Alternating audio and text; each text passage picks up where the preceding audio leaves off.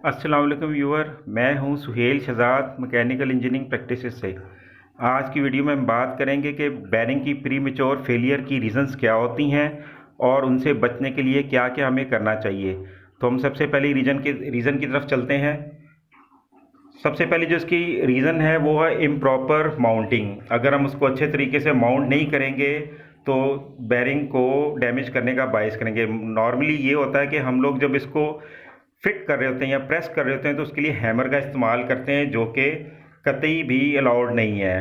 क्योंकि जब हम हैमर का इस्तेमाल करते हैं तो उसके अंदर ऐसा क्रैक डेवलप हो जाता है जो हमें शुरू में नज़र नहीं आता और बाद में वो इस हालत में हो जाता है। तो हमें इससे बचने के लिए प्रॉपर उसकी किट को यूज़ करना चाहिए। और जैसा कि आप ये देखें, ये किट है। अगर आपने इसको शाफ्ट के ऊपर माउंट करना है बैरिंग को, तो उसकी इनर रेस पे रख के और पीछे से हल्का सा इसको हिट करेंगे तो प्रॉपर अपनी जगह पे ये बैरिंग बैठ जाएगा। इसके अलावा एक और वजह भी होती है कि हम क्या करते हैं कि इसको ना बैरिंग को गर्म करते हैं बाद का चढ़ाने के लिए, माउंट करने के लिए। तो उसके लिए वो भी हमें नहीं करनी चाहिए, उसका इस्तेमाल नहीं करना चाहिए। इसकी वजह से क्या होता है कि 120 डिग्री सेंटीग्रेड से अगर टेम्परेचर बैरिंग का बढ़ जाए तो उसके अंदर जो मेटलर्जी चेंज हो जाती है और बहुत जल्द वो प्री मेच्योर फेलियर का बायस बन जाता है। तो उसके लिए हमें क्या होना चाहिए, इस्तेमाल करना चाहिए, वो हमें चाहिए कि इंडक्शन हीटर का इस्तेमाल करें। उसकी जिस भी रेस को हमने चढ़ाना हो, चाहे इंटरनल या एक्सटर्नल, इनर यानी आउटर, तो उस पर इस हीटर को रख के उस टेम्परेचर पे ले जाके हम आराम से उसको टाइट फिट उसको स्लाइड करके कर लेते हैं। इसकी वजह से भी हमारा बैरिंग जो ना डैमेज होने से बच जाता है। नेक्स्ट एक और रीज़न भी है कि हम क्या करते हैं कि बैरिंग को नॉर्मली जो फिट करते हैं वो लूज़ रखते हैं शाफ्ट पे। अगर वो लूज़ होगा तो क्या होगा कि वो इनर रेस के साथ साथ इस पे भी घूमता रहेगा और शाफ्ट को इस तरह डैमेज कर देता है। तो ये भी इसकी प्री मेच्योर फेलियर की रीज़न हो सकती है। अब हम आगे चलते हैं। जो इसकी मेन रीज़न होती है लैक ऑफ लुब्रिकेशन। लेकिन इससे पहले मैं बताना ये चाह रहा था कि वो तो ठीक है, 80% उसकी वजह से होती है। लेकिन जो अगर हम इसकी इंस्टॉलेशन या डिसमेंटलिंग या माउंटिंग ही हम गलत करेंगे तो बैरिंग, चाहे हम लाख ऑयल को अच्छे तरीके से यूज़ करें, टाइमली चेंज करें, वो एक वक्त होता है बैरिंग फेलियर की तरफ चला जाता है। तो हम सेकंड रीज़न की तरफ चलते, वो है लैक ऑफ लुब्रिकेशन।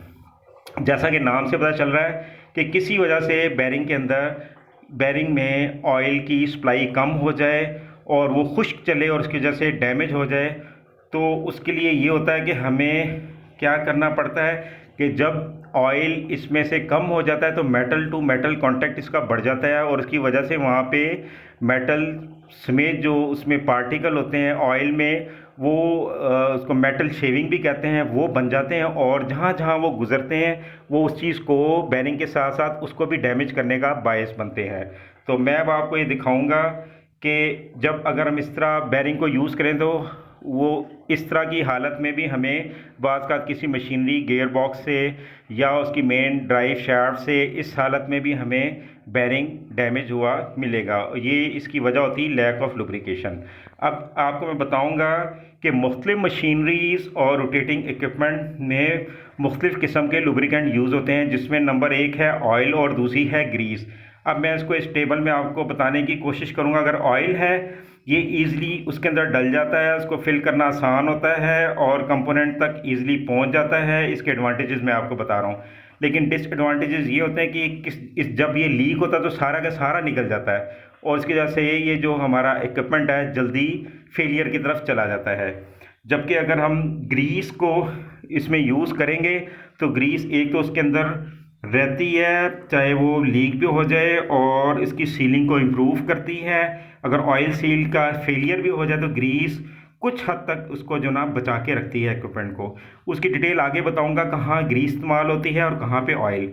लेकिन इसका जो डिसएडवांटेज ये है कि इसको जब हमने साफ़ करना होता है इसके लिए हमें लेबर चाहिए होती है काफ़ी, इसको साफ़ करके रिमूव करके फिर दोबारा इसमें हमें इसमें ग्रीस फिल करनी पड़ती है। यहाँ पे हमें एक चीज़ का ख्याल करना होगा कि रोलिंग एलिमेंट जो बैरिंग है इनमें जो ग्रीस हमने 30 से 50% तक फिल करनी होती है। अगर हम इसको और ग्रीस भी करेंगे तो उस वजह से उसके अंदर प्रेशर बढ़ेगा, चाहे ब्रीदर हो गियर बॉक्स का, चाहे पंप की बैरिंग हाउसिंग हो, तो वो वहाँ से निकलने का बायस बनेगा। अब आगे नेक्स्ट उसको हम देखते हैं कि जैसा कि हमें पता है कि 80% जो है फेलियर का बाइस बैरिंग का वो लैक ऑफ लुब्रिकेशन होती है। अब मैं आपको बताऊंगा कहाँ पे किस ग्रेड का हमने ऑयल इस्तेमाल करना है तो हम इस चीज़ से बच सकते हैं। या आप टेबल में देखेंगे कि शेल का एक 32 ग्रेड का है, ये उन मीडियम और स्मॉल साइज़ मशीनरी में इस्तेमाल होता है जो कि नॉर्मल कंडीशन में ऑपरेट होती हैं। और अगर हम 46 और 68 को देखेंगे तो इंडस्ट्रियल पंप होंगे, लेकिन ये स्मॉल और मीडियम मशीनरी के साथ साथ हॉट कंडीशन में ये इस्तेमाल होता है। यानी जहाँ हॉट कंडीशन होंगी, एनवायरनमेंट होगा, टेम्परेचर ज़्यादा होगा, वहाँ पे हम 46 या 68 ग्रेड का हम इस्तेमाल करेंगे, चाहे शेल का हो चाहे और किसी भी ब्रांड का हो, हमने इस ग्रेड का ख्याल करना है।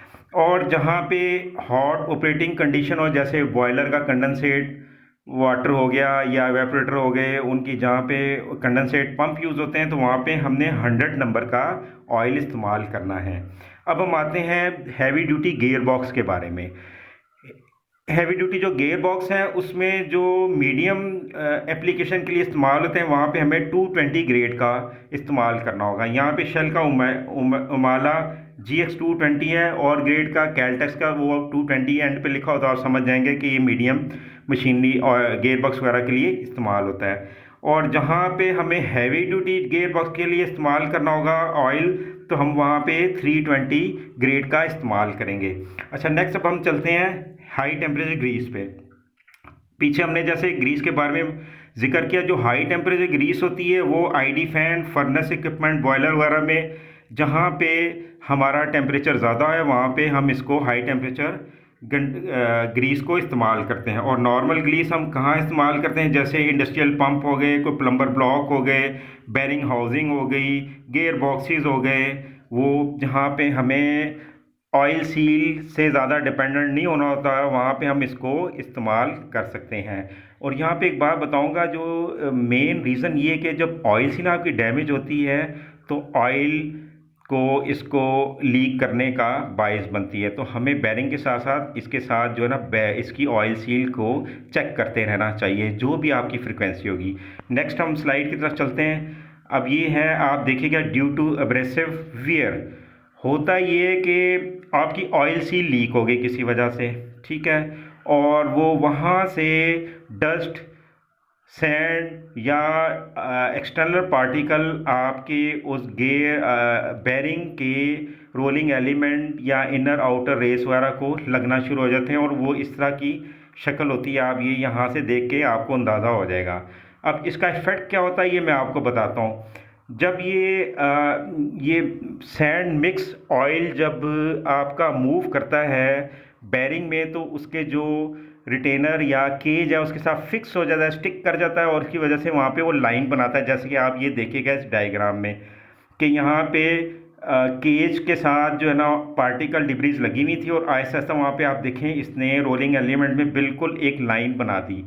और इसके अलावा एक और रीज़न भी होती है कि बाद का हम ऐसी जगह यूज़ करते हैं जहाँ पे कोई केमिकल का इफ़ेक्ट हो और ये हो, और इस तरह की केमिकल इंडस्ट्री में हो, तो वहाँ पे क्या होगा कि ऑयल सील के फेलियर की वजह से डायरेक्ट जो हिट करता है केमिकल उसके पंप हाउसिंग वॉल्यूट की तरफ से उसको सीधा बैरिंग पे, और उसकी वजह से इसका कलर ये ग्रेइश टोन में हो जाता है, जैसे आप ये इस एनिमेशन इस आप डायग्राम में देख रहे हैं। अब हम आगे बढ़ते हैं।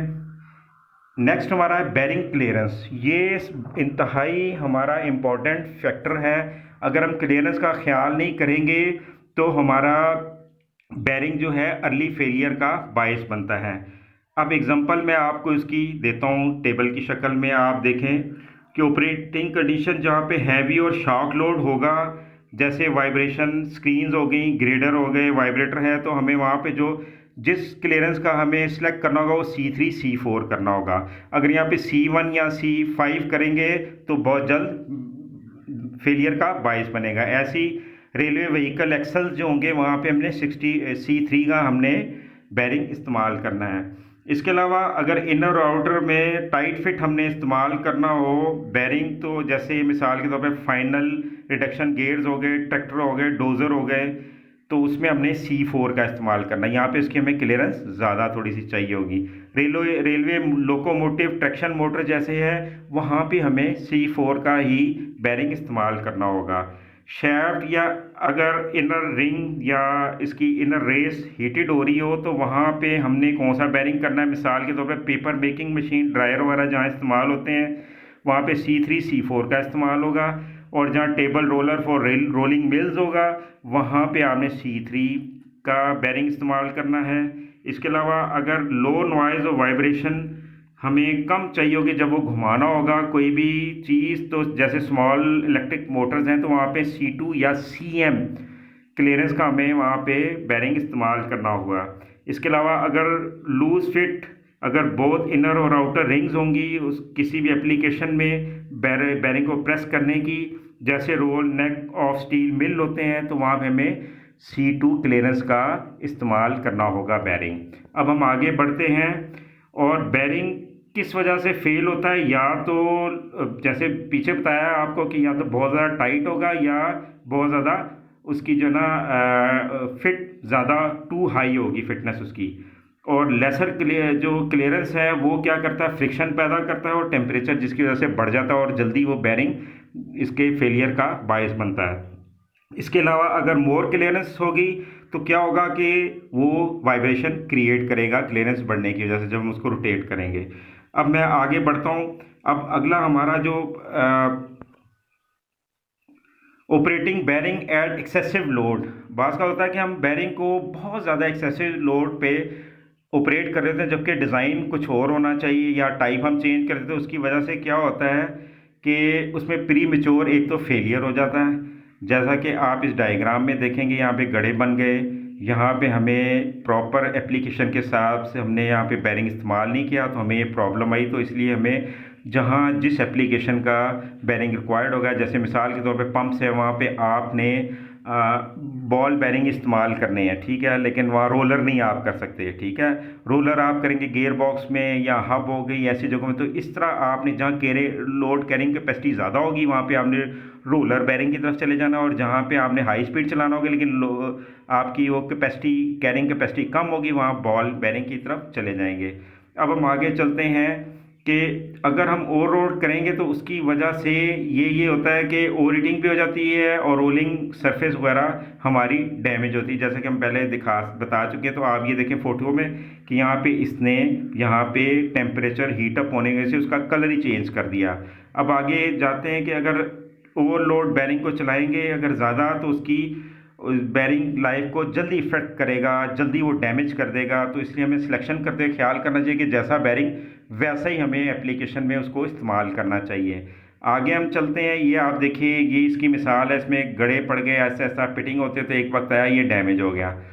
अब मैं आपको आगे बताऊंगा कि एक्सेसिव लोड के अलावा हमें जो देखना होता है वो ये है कि मिसअलाइनमेंट, ये भी एक बहुत बड़ा फैक्टर है। जैसे शाफ्ट डिफ्लेक्शन हो गई या मिसअलाइनमेंट होगी तो क्या सबसे पहले जो है वो बेरिंग को डैमेज करने का बायस बनता है। जैसा कि आप देखें कि एक मशीन है जो कि मिसलाइन चल रही है और वो वाइब्रेशन भी पैदा कर रही है एक्सेसिव लोड की वजह से। उसमें एक्सियल वर्टिकल और हॉरिजॉन्टल डायरेक्शन में जो कि एक्सेसिव लोड भी लग रहे हैं जो कि बेरिंग के बायस करने का बायस बन रहे हैं। तो आप ये फ़ोटो में देखिएगा कि ये एक इक्विपमेंट है, एक साइड पे उसका ड्राइवर है, दूसरी साइड पे इसका ड्रिवन है। इसकी कपलिंग के दरमियान आप देखिए गैप है, इसका मतलब ये अलाइन नहीं है प्रॉपर, इसको प्रॉपर अलाइन होना चाहिए। और बात का ये होता है कि अगर ये मिसअलाइनमेंट मुसलसल रहेगी तो क्या होगा कि कॉन्टैक्ट होने की सूरत में ये इस तरह पिचक भी जाएगा, आप देख लीजिएगा। और बात का ये होता है इसके लिए हमें क्या कैसे वाइड करना है। ये एक छोटा सा आपको डेमो दिखाया है कि एक साइड पे मिसअलाइनमेंट है, डायल इंडिकेटर को बांधें और 0 जो आपकी देखें घुमा के देखें जहाँ पे मूव ना करे इंडिकेटर उसकी नीडल, तो आप उसको डायल को इसको अलाइन कर लें। और फिर आप जब पंप चलाएंगे या मोटर चलाएंगे या कोई भी इक्विपमेंट या मिक्सर या कोई भी चीज़ जो कनेक्टेड मशीनरी होगी वो आपकी अच्छे तरीके से चलती रहेगी। अब आपको मैं एंड में एक और चीज़ बताऊंगा कि जो हम पहले थोड़ा सा उसको डिस्कस कर चुके हैं कि लूज या टाइट फिटिंग ऑफ बेरिंग, ये भी इसके जो है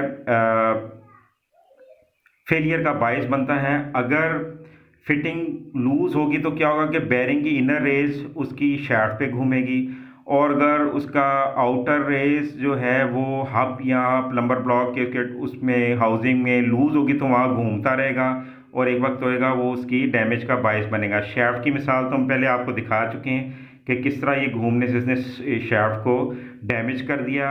और अगर हम उसको हब वाली साइड पे देखेंगे प्लम्बर ब्लॉक, तो एक वक्त आया ओवर हीट होने की वजह से, फ्रिक्शन बढ़ने की वजह से इसकी ये हालत होगी और ये बिगड़ गया बिल्कुल। तो मैं उम्मीद करता हूँ कि इसके साथ, अच्छा इसके अलावा एक और चीज़ है कि अगर कनेक्टेड इक्विपमेंट है वो मिसाल के तौर पे कोई प्रॉब्लम कर रहा है, जैसे आपका पंप है, आपने उसको चलाया है लेकिन आपने डिस्चार्ज वाल्व को ओपन रखा, या आपने इसको स्टॉप किया बगैर किसी उसको जो ना डिस्चार्ज वाल्व को बंद किए हुए, तो क्या होगा, लाइन में जो पानी होता है वो उसको हैमरिंग करता है जिसकी वजह से उसको जर्क देने का बायस बनता है। तो ये भी इसकी रीज़न होती है एक डैमेज होने की। या आप एक आईडी फ़ैन ले लें बॉयलर में, अगर वो उसका जो ब्लोअर है अगर उसकी मिस बैलेंसिंग हो गई, उसके ब्लोअर की उसको बैलेंस नहीं हुआ, वो वहाँ पे वाइब्रेशन पैदा करेगा। और सबसे पहले जो शैफ्ट के थ्रू जो ये वाइब्रेशन ट्रैवल करती है वो उसके बैरिंग वाली साइड पे, और सबसे पहले वो उसके बैरिंग का बायस बनेगा, उसको डैमेज कर देगा। तो मैं उम्मीद करता हूँ अगर आपको थोड़ी सी भी मेरी वीडियो पसंद आई तो इसको आप लाइक भी कीजिएगा, शेयर भी कीजिएगा और सब्सक्राइब भी कीजिएगा। इसके साथ ही मैं इजाज़त चाहूँगा। अल्लाह हाफ़िज़।